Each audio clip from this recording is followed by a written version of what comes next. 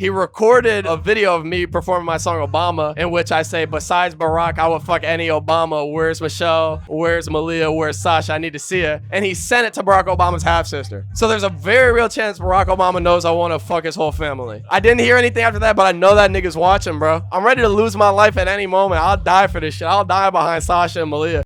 What's going on, real ones? This is Ben, and I'm here with... My name is Rob Apollo. I'm from Detroit, Michigan, and I'm glad to be here. Rob Apollo, you were really here in the... He's real, guys. Like, look at this. You may have seen this man on your For You pages, on your Instagram, you know, but here he is in the flesh. And fun fact about us two, you know, we share a hair color and a birthday, so... Well, I turned 30 and he turned 31 on the same exact day, so send some shit to our cash apps, please. We could use it. Yes, please, we need it. Rob, you recently went independent. Like, in terms of, like, this is your full-time thing now, you know what I mean? So let go of the whatever job you had at the time. What were you doing before music became the full-time thing? Dude, hell yeah. I was working at a nonprofit. Okay. I oversaw all the multimedia marketing at a nonprofit.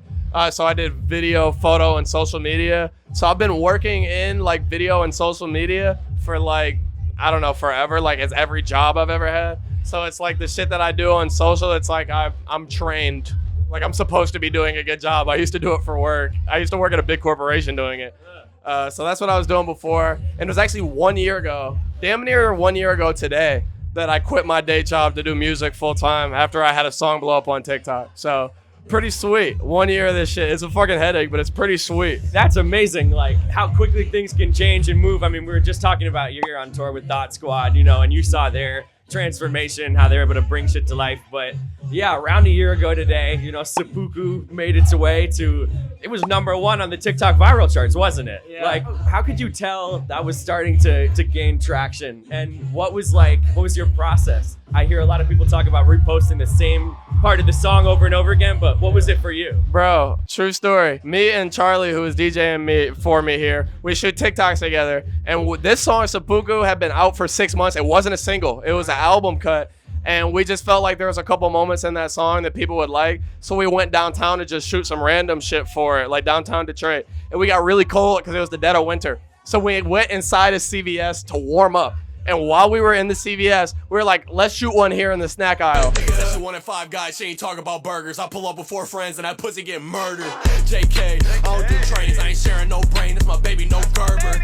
And that TikTok, I was being really lazy when I posted it, so I didn't even caption the lyrics like I usually do. And then next thing I knew, that bitch had blew up in like one day. It did like 300,000. But that wasn't really it. Then it was like this alt girl used the sound, this like pretty alt girl, and then she posted it and her shit blew up. And then this like handsome trans nigga with snakebite piercings posted it. And then a bunch of handsome trans niggas with snakebite piercings and like alt Latina girls also started posting like the same identities of people. And then it reached the clown girls. And then it reached like the BBL girls, and it just kept hitting sub communities. And then the counts per day went up, and then it was just bananas. And then after like 2 weeks, it was #1 trending on TikTok. Signed a short little deal off it for some money. It was very strange because I had a day job. So it's like I'm at work and fucking like Atlantic Records cell phone call while I'm in a fucking staff meeting. It was very fucking strange, bro. So I'm grateful for it, though. I don't know why people were motivated by 5 guys. She ain't talking about burgers.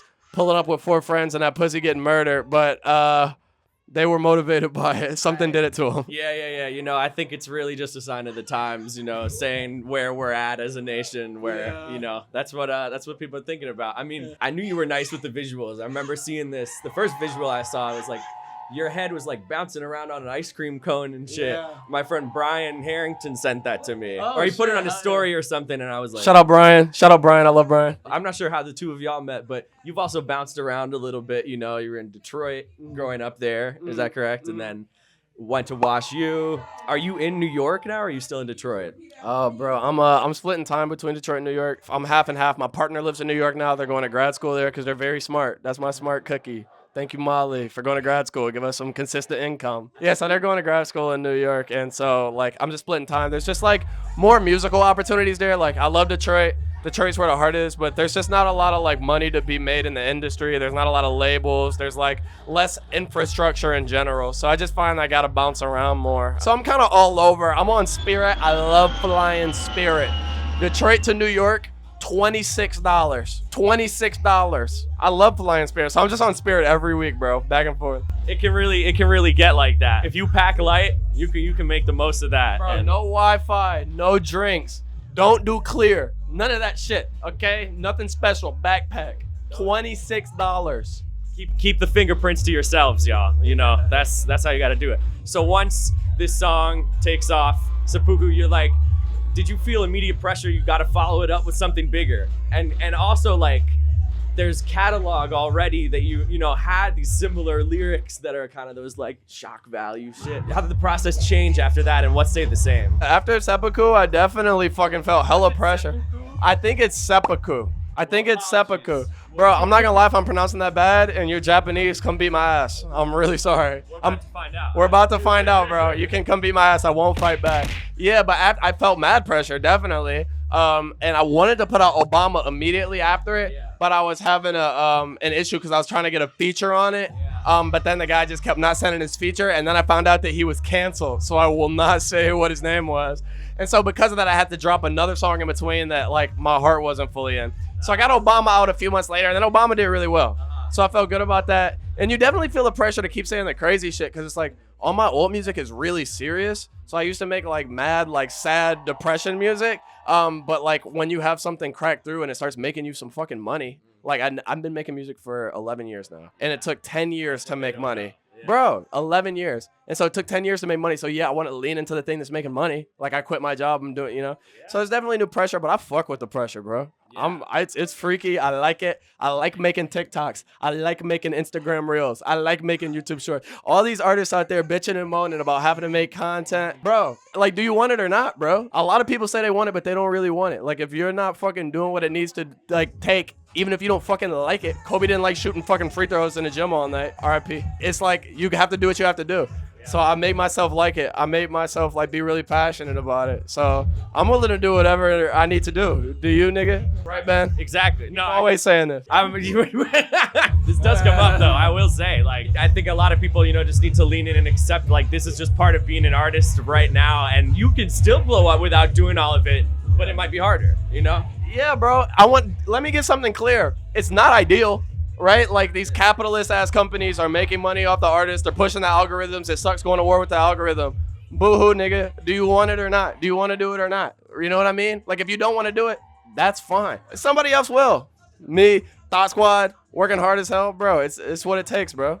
If you can find a way to make it work without it, that's cool too. But you know, go the Makami route if you want. Like that's more power to you. That's way cooler. That's go the Ka route. Rest in peace, Ka. You know, Ka, real shit, bro. You were talking about you wanted to get a feature on that on the Obama song. Who are 3 artists that you would really want to get on a song still? Number 1, my reach artist is Sexy Red. Bro, she got this song on her album where it's like red hair, red car, sliding to my songs. Yeah, I look good when I'm putting that shit on. And I was like, bro, that's literally me. She's literally me, bro. I want to work with Sexy Red so bad. I used to live in St. Louis. She's from St. Louis. So that's number 1. My dream collab since I would like started rapping was Earl Sweatshirt. Earl Sweatshirt's been my favorite rapper like forever. So that would be pretty sick. And then I feel like my reasonable, like maybe hopefully can get there in the next year would be like Tia Corinne. She's fire. I love Tia Corinne. Yeah, so maybe those 2. That's a good lineup right there. I could see any of that happening. The Sexy Red thing, you know, the Robert Paulo right here, it makes sense, you know? Holla at me, Sexy Red. Let's make that happen, guys. You told a pretty crazy story about performing Obama in Seattle on this stage. You want to break that down a little bit, you know? Look, bro, I was on tour and we were in Seattle. Randomly, one of my tour mates had become friends with this really successful fiction writer in Seattle, this middle-aged guy. This guy used to work in public health. When he worked in public health, he lived in Ghana. Randomly, when he lived in Ghana, he worked on some public health mission with like Barack Obama's half or stepsister. I don't remember. But I want to say half sister.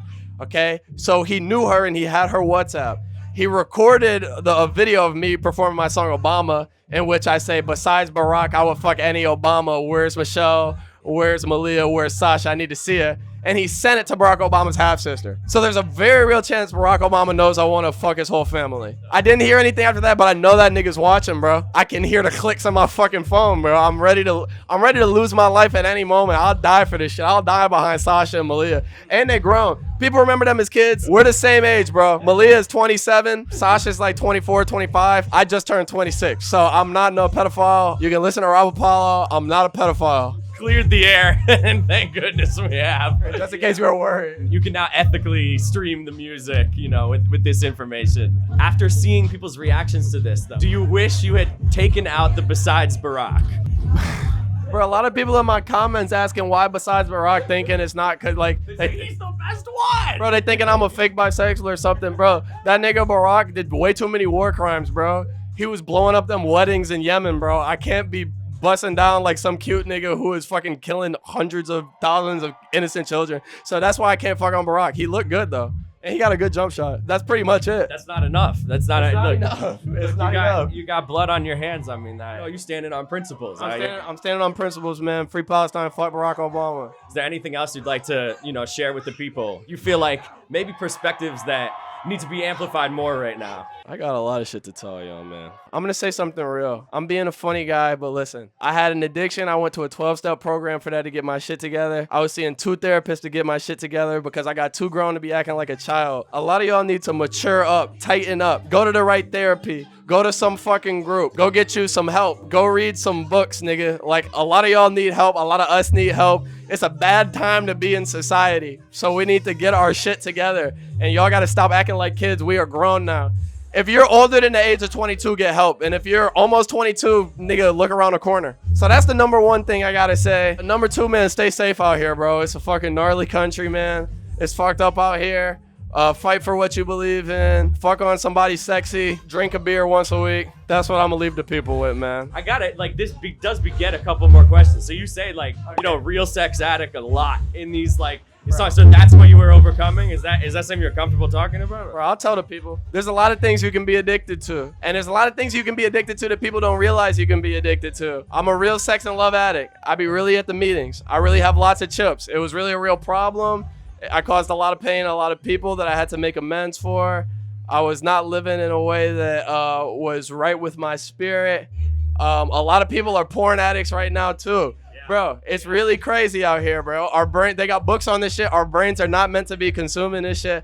So yeah, I went and got the help I needed, even though it's weird and kind of embarrassing to talk about. And people think I be joking because it's like, oh, everybody likes sex. But niggas who knew me on the campus, I was acting crazy. So I had to go get my shit together, man. And that's what I'm saying. A lot of y'all got to get y'all shit together. You're a good man for realizing, what you were in the middle of being in it and, coming out better. So you're 26, you just turned 26. What are some of your goals for this year? When you turn 27, what do you want to have said, I feel like I've been doing a good job at reaching new fans, like on social media. I'm trying to build some Rob Apollo cultural capital this year. Like, I don't want to just be like a TikTok artist, right? Like, I want to be in talks when people are talking about other like cool alternative artists who are like pushing boundaries and stuff. I would love to be a part of the kind of conversations and plan those type of shows, you know what I mean? So that's like my career goal this year. My life goal is continuing to take care of my mental health, man. I'm trying to get engaged next year, man. I've been with my partner for like 7 years. Hi, sweetie. I'm on TV. So that's kind of like my main shit. Bro, I'm really hoping the government doesn't kill all of us. Doing whatever I can to prevent the government from killing all of us. Hell yeah. Staying alive sometimes has to be enough, for all of us. So Rob, keep thriving, keep improving on yourself and keep reaching people. I'm excited to see where you go, dude. Shout out real ones. If you're not a real one, don't watch this shit. Thank you, man.